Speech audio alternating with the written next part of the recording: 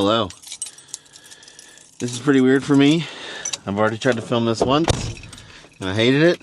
Turns out it's super windy out today. Also super cold. So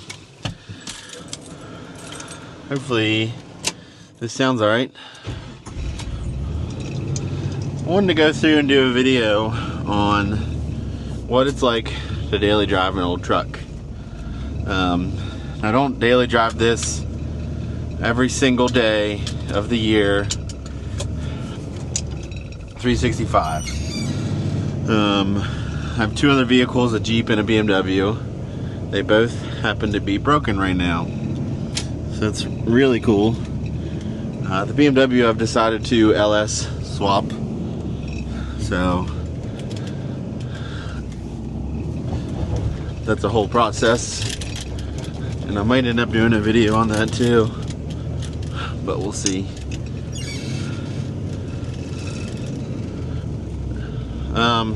Yeah, anyways, get a lot of people that make a comment or say something about daily driving an old truck, what it costs, is it worth it? Would you rather have a newer truck? And I don't think that I would. I get a lot of comments on how good this thing looks, how it sounds, all that stuff. So in my other video that I made that I hate, kind of went down and I wrote down on a whiteboard how much money I've spent on this since I've owned it. Hopefully this audio sounds good. I don't really know. I literally just got this. It's a DJI mic. I unboxed it and I hooked it up. So hopefully there's not a lot of background. We'll see. I'm on the way to pick up my son from daycare, and then we're going to pick up an engine hoist. Anyways, daily driving old trucks. How much does it cost? Well, I think there's a million different ways you could do it. I didn't pick the most expensive way, but I definitely picked one of the more expensive ways. I did a crate engine because I had some issues with the engine that was in this when I bought it. It had the fuel injector wiring catch on fire, and I believe it lean popped and then blew out the ring lands on two pistons. So I went through, I did a crate engine from Summit, ATK brand. This engine makes 290 horse and 375 foot-pounds of torque. I did an Edelbrock Performer intake and a Holley Sniper 2. I got a little bit of a deal on the Sniper 2. I did some unboxings and some videos for them and reviews and all that stuff. Promoted Holley, which I'll probably do time and time again because Holley is really good for dumb people like me. I'm no good at tuning. They make it simple and pretty much be able to do whatever you need it to do out of the box. So, gonna run this yellow light right here real quick. So all that stuff, I was roughly in it for, I think it was around $5,000. That was an engine, crate engine, brand new, 0 miles. New intake. I did new manifolds. I did a hooker header that's resembles an OEM and is in the same place. So I was able to pretty much reuse my exhaust that was already there. So that was killer. And then I needed a new fuel pump that ended up getting replaced again anyways. I ran AN fuel lines from the pump out to the hard line and then from the filter up. So still has the OEM steel lines where they were from the 80s. Those are in good shape. I didn't mess with them. So I ordered little AN adapters and put it all together. Works great. I've got a Holley regulator up front on the return. It's set at like 60 psi. You can hear the fuel pump kick on, the whole 9 yards. So it's got a modern day fuel system with EFI, and it's beautiful. I had a little bit of an issue in the beginning. I don't remember what it was. I still don't remember what it was, but it wasn't an issue where, I think it was just the cold tuning, because when it got cold again, my idle was all over the place and I couldn't figure it out. And turns out I never originally set the idle correctly as far as Holley tells you to. I just kind of set it as far as the screw adjuster, and that was it. You got to do a little bit more work than that, and I didn't.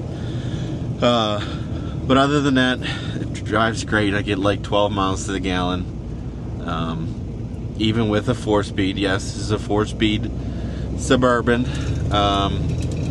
I don't know how many of you follow me on Instagram, Facebook, whatnot. I went through and did a 4-speed swap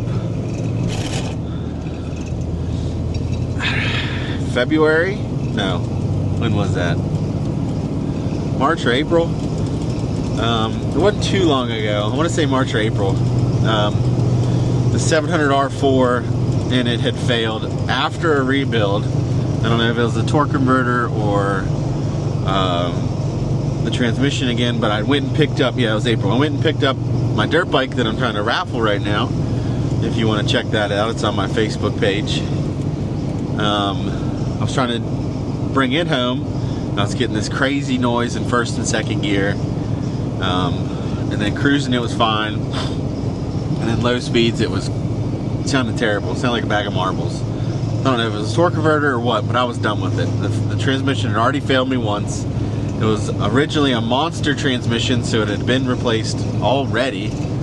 And I did about a week's worth of research, found the right manual SM465. They've made a billion of them, but I needed one with hydraulic to perfectly match up with this. You can, if you do your homework, you can manual swap one of these really easily for not a lot of money. And I would do that over and over again. So, did that, and then in come the Holley. The Holley had to relearn a couple things, because now instead of shifting and cruising at 2100 RPMs, I'm seeing 3500, 4000 RPMs, because I can actually drive the truck. So there's a little bit of learning curve there. Wasn't too bad. And all that stuff all said and done, probably, I think I had figured it out to be around 800 bucks, maybe. The transmission was 600. Needed clutch hose, clutch master, flywheel, flex plate, the whole 9 yards. And I probably shouldn't, but I'm counting the transmission rebuild that I did as a wash. I no longer have anything that's automatic related anymore. It's a thorn in my butt. It really bugs me that it failed again after a rebuild by a reputable builder, and he wouldn't even work with me. So it is what it is. But I had sold some parts back off of that, and I didn't break even. But I'm definitely, I just don't want to count it into the cost of what it takes to drive one of these. If I were to run into that issue again, this would just have been a 4-speed then. That sounds crazy. So another $800, $900 there, and then I've rebuilt the whole AC system. It's got evaporator, condenser, compressor, dryer, orifice tube, the whole 9 yards. I'd fixed all of it in 2023, and then this year came around and the evaporator was clogged, so I did the evaporator then. I didn't replace the dryer again. I've probably got $400 into the AC system, so that's replacement parts once, recharge, and then another set of replacement parts and another recharge. I charge everything myself. I have a vacuum pump, and I'm able to pull vacuum and charge. I can't withdraw anything from a system, but I can charge all day long. So I did that.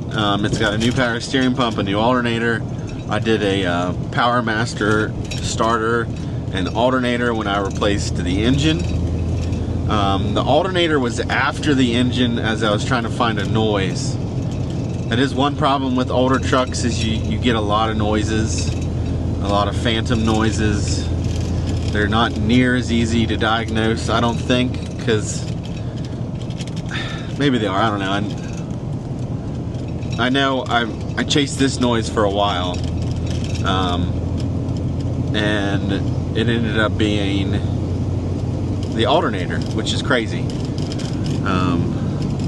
So the power steering pump was before the engine, and then I just replaced the AC compressor because I was getting finicky results with it, and then did the alternator after, and that was my noise all along. It still charged, but it didn't charge fully, and I never paid attention to it until I had the Holley hooked up, and the Holley tells you exact battery volts, and this doesn't have a battery voltage gauge. It just has a dummy light that says, hey, you're not charging.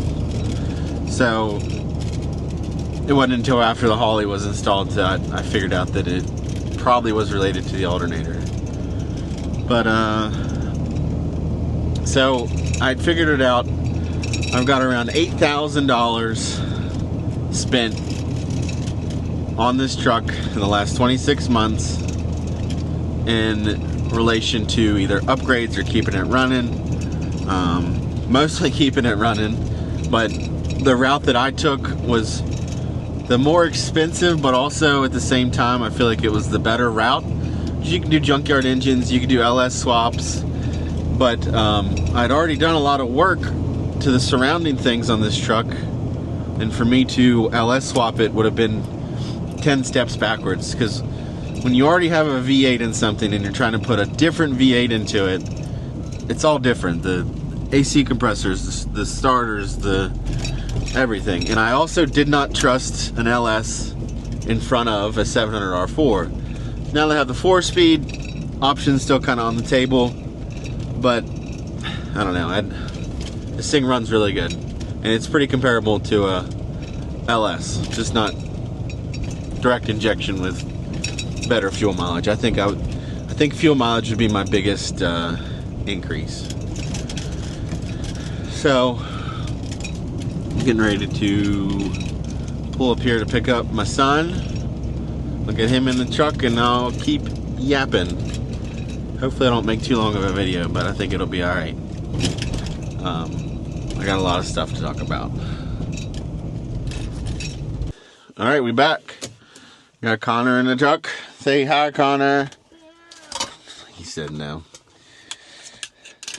So, getting ready to go pick up an engine hoist.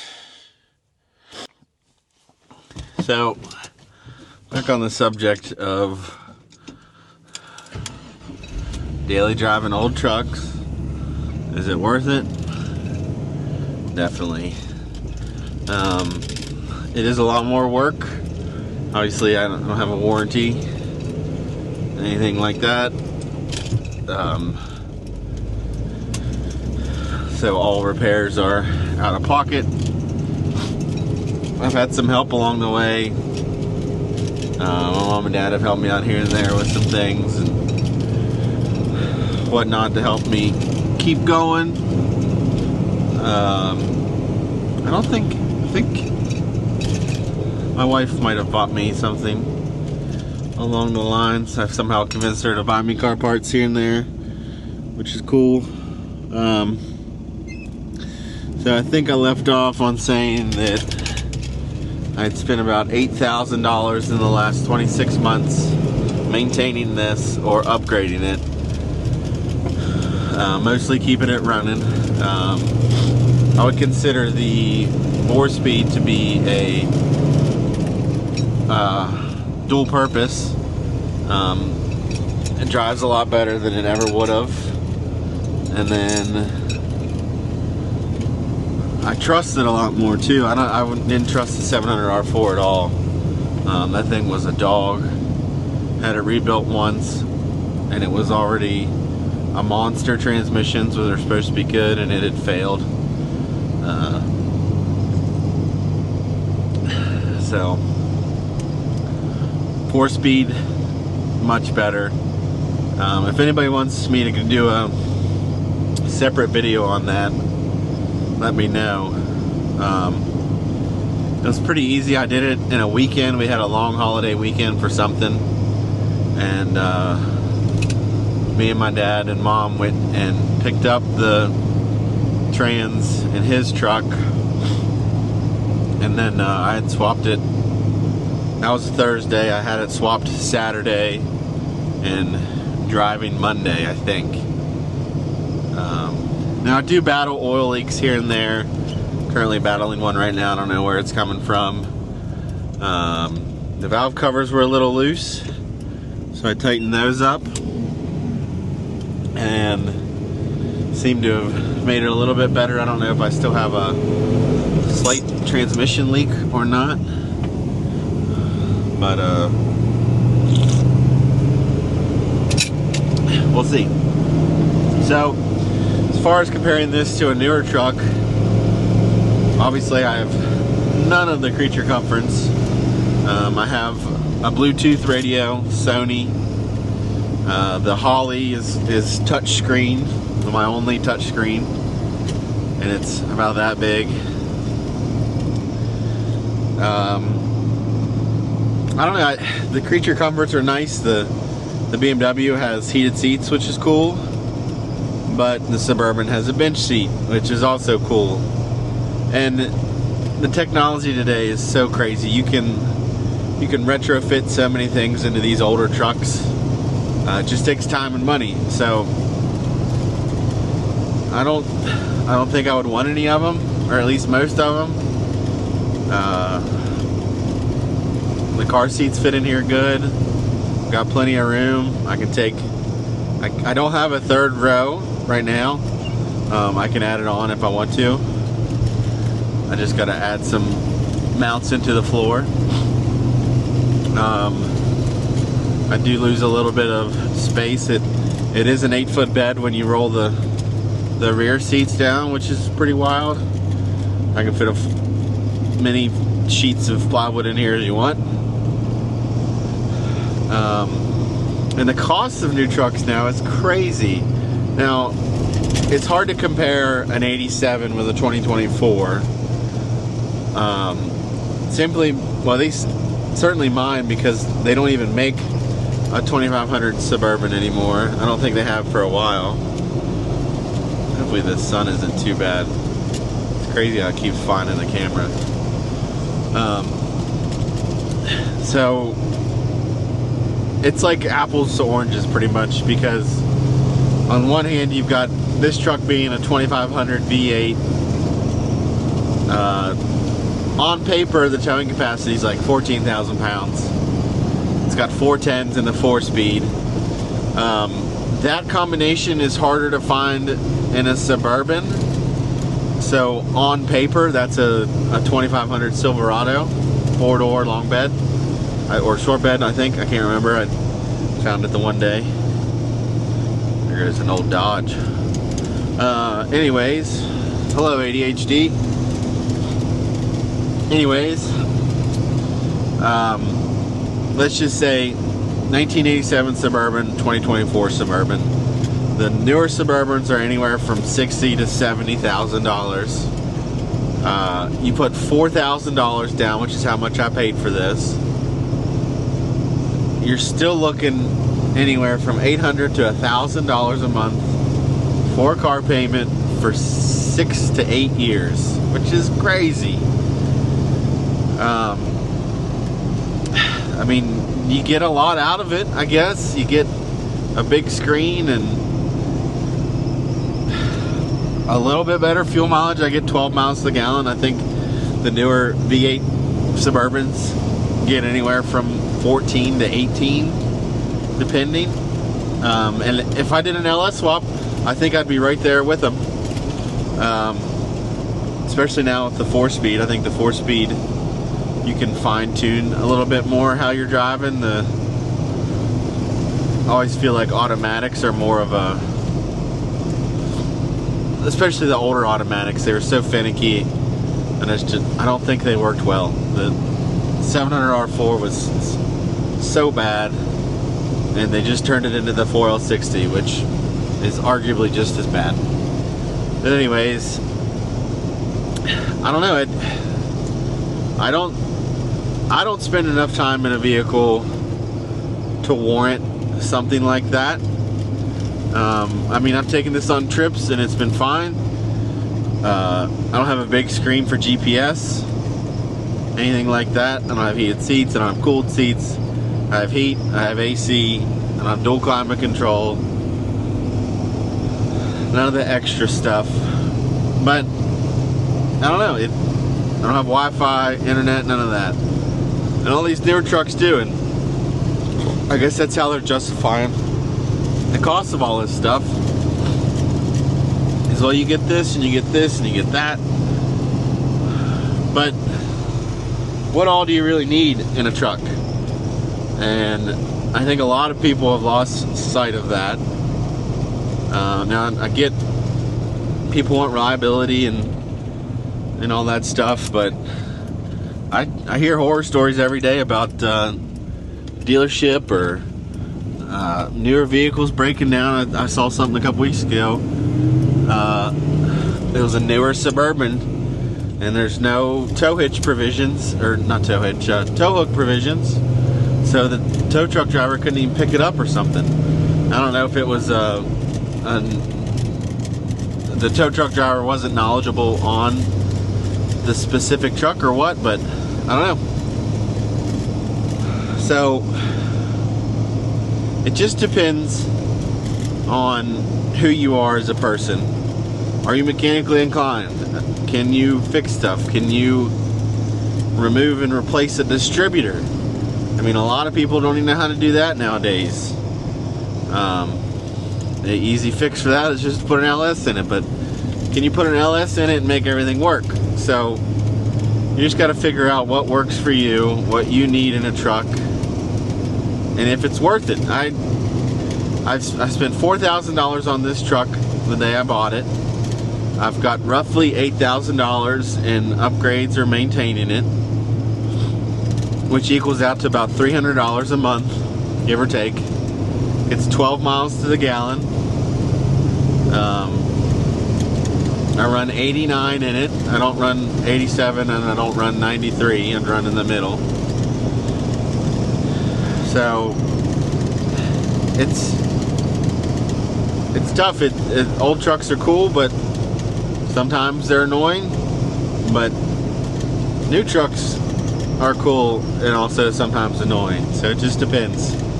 And I don't think I'd pick a new truck over this thing any day of the week. I would drive this anywhere. If it broke, I'd do my best to fix it.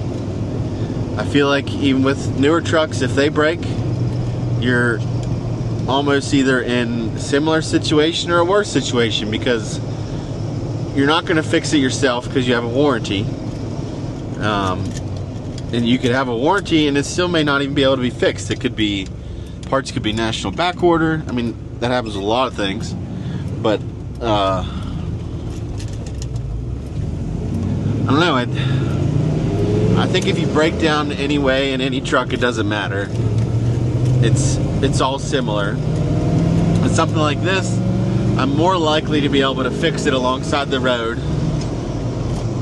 with some parts off of a shelf at Advanced Auto. I hope to be able to say that for the next many years, but we'll see. Older trucks are, I wouldn't say becoming more and more rare, but you definitely don't see them on the road as much as you used to 10, 15 years ago. This truck, almost 40 years old, which is crazy when you think about it. So hopefully this video turns into something. Hopefully it's not a total wash. Like I said, I tried to record sitting in front of the truck. I used the whiteboard and I was writing everything down, and it just didn't work. It was too windy. I was getting cold. I was starting to shiver. It was super windy, so the board was blowing everywhere. I was worried the camera was gonna fall over. So if you guys want a breakdown of anything, I know this video is probably gonna be pretty long, but if you want specific things, the crate engine and all those details, the Holley and all that stuff, if you want details on the manual swap, let me know.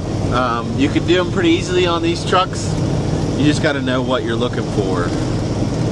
So similar years, the older ones like 73, 74, a little bit harder to swap. The floors are different. Since mine was a 4-wheel drive, newer, square body, it already had the dimple for the shifter. All I had to do was match the hole size, and I drilled it out, and we're good to go. So dollar for dollar, pound for pound, whatever you want to say, I'm picking an old truck every day of the week. Is it the smartest decision? Probably not. I do think it's the more financially responsible, maybe. Instead of making a monthly truck payment, I've got big expenses that come up here and there. Now, I think I'm beyond that for the most part, short of one of the axles blowing apart or something like that.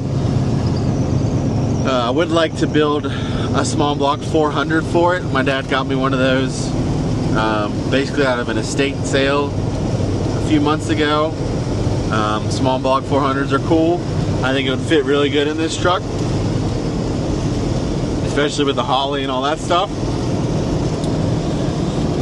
But I'm just gonna keep driving it every day and keep up on maintenance. I mean, it doesn't need a lot. Keep an eye on fuel filters, spark plugs, oil leaks. Like I said, I'm kind of battling one right now I need to figure out. But yeah, that's kind of what it takes to daily drive a 87 Suburban. And take that lightly. I live less than 2 miles away from work. Daycare is about 5 miles away, so I'd say daily average I'm doing 20 miles a day. But I drive this thing all over. I drive it to Frederick, Deep Creek Lake, back home to Kaiser, Cumberland. I'm currently headed to Hagerstown right now to buy an engine hoist. So, but yeah, old trucks are cool. I think we need to make old trucks great again. They're always great in my opinion. But let's not let new trucks take over either. So hopefully this video is better than my other one and it's not a total wash. And I haven't wasted an hour's worth of my day trying to make a video. But yeah, I'd like to make more videos like this. I don't know if this is a good format, me driving. I'm not really distracted or anything. Just kind of talking, not looking at the camera. Also wearing sunglasses so you can't see me awkwardly cry because of how nerve-wracking this is. I don't like talking to a camera or anything like that. So if you've made it this far through the video and you want to see more like it, let me know. I'd like to do a breakdown video of the BMW before and after an LS swap. I've got a pretty good idea how much it's going to cost. I think I'm well within reason. I'm going to try to stick to a budget, and I think I can do it. When I built the Chevelle, it was a very low, I don't even know how you would word it. It was an LS swap, but there was nothing there. So I'm buying engine mounts for the first time. I bought exhaust for the first time. When you've already got something that has a running engine in it and you've got to work around all that, that's where all the money comes into play. Making your AC work again, making your power steering work again. With the Chevelle, I could just buy whatever I needed. I didn't need to work around existing steering box or existing hoses. I was just able to buy a power steering pump off of a truck and bolt it up to a G-body box, G-body steering. Like, all of it was just bought. So when you're LS swapping something that's already there and running and driving, you're gonna have a lot more costs. But I think I've got them pretty well dialed, and I'd like to do a video of what I think it's gonna cost and what I want to spend versus what it actually costs. So that'd be a pretty long drawn video, but let me know. And let me know if you want to see anything else, or if this format sucks, or if I suck, or whatever.